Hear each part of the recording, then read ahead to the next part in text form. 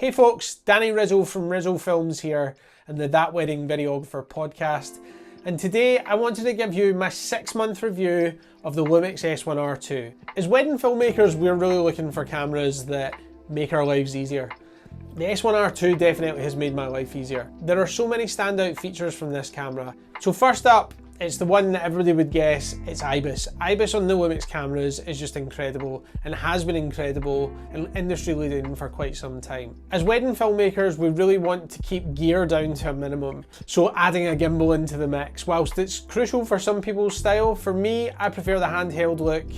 I do like the gimbal for some shots, but now that I've got this camera, I don't even need it and I can just use the inbuilt stabilisation in the camera to get the same kind of shot. Now let's remember, the S1R II is actually a photography first camera. It's their photography first lineup. But this photography first camera can actually shoot 8K, which is mind-boggling. I will level with you, I do not shoot in 8K.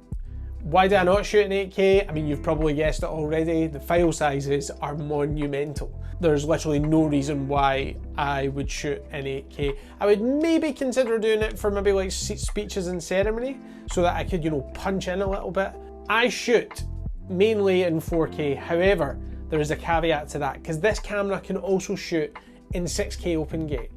So you might be thinking, why do I need to shoot in 6K open gate? 4K is just fine, normal 16:9. Picture this, you have shot a beautiful shot at a wedding, it looks perfect, you've shot it just normal landscape, and you go, do you know what, this would actually look so good for a reel. You get into the editing suite, and you put it in there, and the framing is all off as soon as you go vertical. It just looks crap, there's not enough height on it, you're having to cut bits off, it just looks rubbish.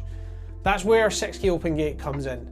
You're able to record to the full height and width of the sensor. So what that means is that you can actually change the aspect and you can actually get that extra little bit of room that you're maybe missing from your footage just now. And it means that you can actually shoot stuff as you normally would at a wedding in landscape and then change it to a vertical reel after. This camera can also shoot 100 frames a second as well. The 100 frames a second is great. There is a marginal crop at the 100 frames a second. It's negligible. And I'm just so happy that Lumix have finally been able to do this and put 100 frames a second in their full frame cameras. I'll be totally honest with you though, I thought I would have used 100 frames a second a lot more than I have been. I don't particularly love the full 100 frames a second look, but it does come in handy for some scenarios, and that's when I'll flick over to it. It's got all the other features that I loved about the original S1, you know, being able to lock the buttons. How many times have you maybe had your camera on your harness, maybe you've got an S5 or an S5 II, or any other camera for that matter, and then it's rubbing against your harness, and then before you know it, you go up and you look at it and your shutter speed is completely wrong.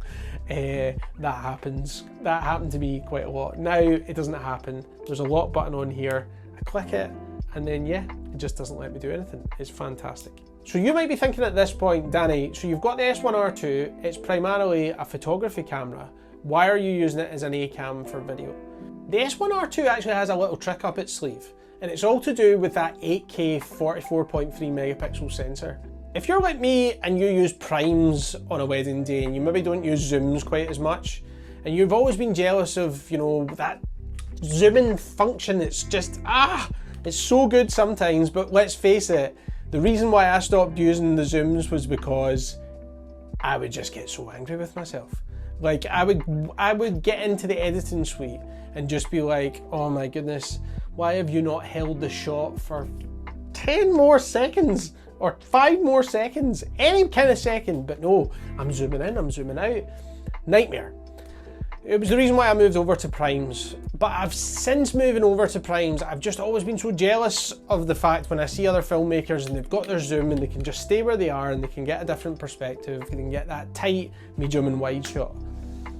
Well, the S1R II fixes that problem, and it's the main reason why I've kept it as my A-cam for the past 6 months, and I will continue to going forward.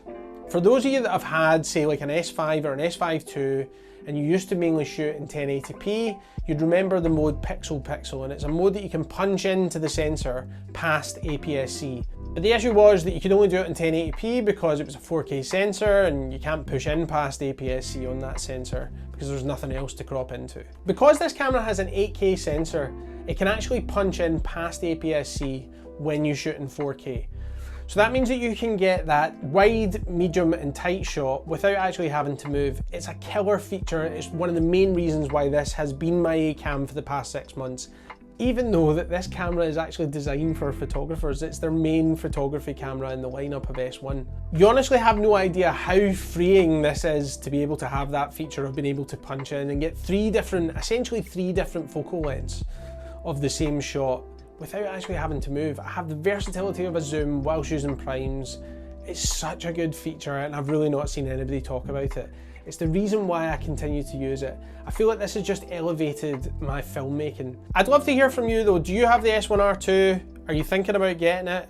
Let me know in the comments below. I'd love to hear your thoughts. Jason and I are going to be continuing to put more of these kind of tech reviews out, but we wanted to come at you with this one first because Lumix is a company that I really strongly believe in.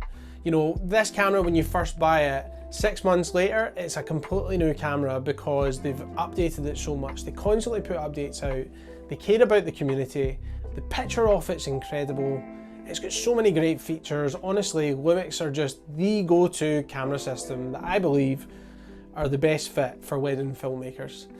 If you get any questions though, drop me a little DM, drop a comment below and we'll get back to you. But that is all that we've got time for this week. Hope you have an amazing editing season and can't wait to see what you create next.